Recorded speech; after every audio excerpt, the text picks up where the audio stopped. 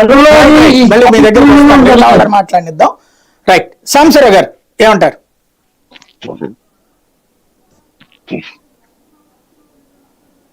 మీరు audio mute లో ఉన్నట్టు చూడండి.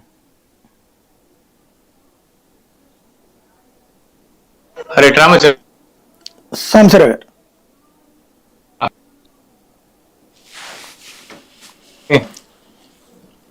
నా మాట వినపడుతుందా? సాంబశివరావు గారు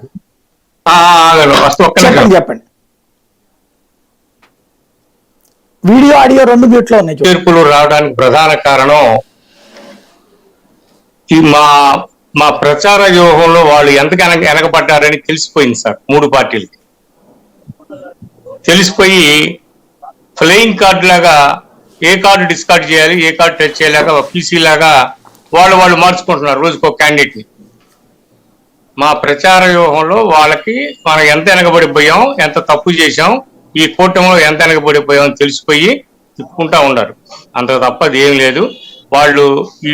వీళ్ళు మార్చినా వాళ్ళు మార్చినా మా ముగ్గురు కలిసి ఫైట్ చేయడంతో మేము చాలా ముందున్నాము. వాళ్ళు ఎవరు మార్చినా ఏం లేదు, మాకు అభ్యర్థులు మాత్రం తప్ప పార్టీ మారదుగా. ఎవరైనా మాకు ప్రతిపక్షమే వాళ్ళు. వీళ్ళైతే ఇప్పుడు బీజేపీ అయితే ఎక్కువ వేస్తారు, జనసేన అయితే తక్కువ వేస్తారు, తెలుగుదేశం అయితే ఎక్కువ వేస్తారు, ఏముండదుగా. మాకు అనుకూలంగా వ్యతిరేకం అదే ఎలక్షన్ జరిగేది. మేము చాలా ముందంజలో ఉన్నాం. తెలుగుదేశం చాలా తత్రపాటులో ఉంది. చాలా నియోజకవర్గాల్లో బీజేపీని మార్చమని రిక్వెస్ట్ చేస్తుంది. ఇది కడపలో కూడా, తమ్మలపల్లిలో కూడా.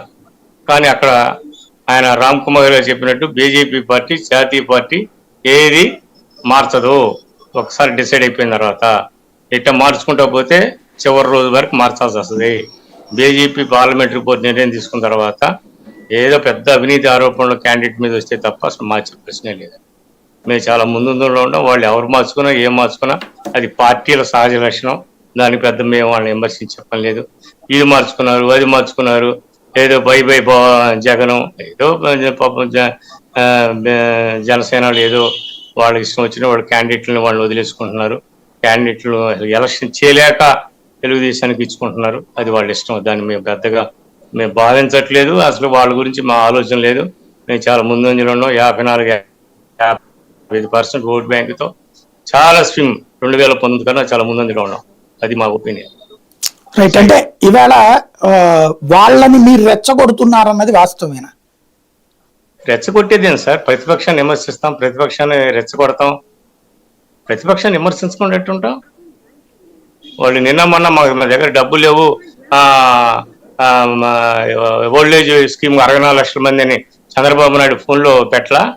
మరి రెచ్చగొట్టక ఏంది అది? మా దగ్గర డబ్బులు లేవా? 19,500 కోట్లు ఇచ్చాం ఈ 4 రోజుల్లో. ఈ